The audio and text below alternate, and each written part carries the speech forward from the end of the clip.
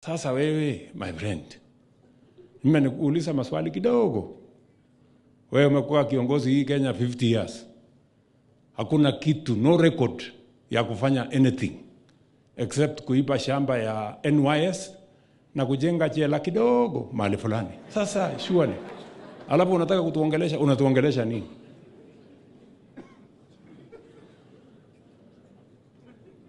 Mwingine hapo mtu ameiba relief food, yani chakula ya watu maskini, ya watu wako na njaa, umeenda kuiba. Hujatosheka na hiyo, umeenda kuibia mayatima, umeenda kuibia wajane. Hujatosheka na huko, umekuja kulete ukabila, chuki, kiburi, ukafukuzwa. Sasa wewe unataka kutupatia ati unatupatia lecture ya saa ngapi? Mtu one term MP ati unatuambia one term. Wewe my friend, you don't know who you are dealing with.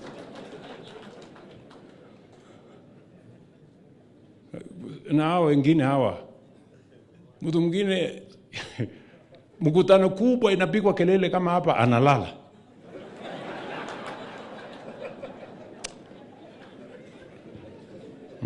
Alafu sasa anatuambia maswali, sijui nini, tunaongea mambo ya sijui nini, sijui maandamano nini, watu wamefanya nini.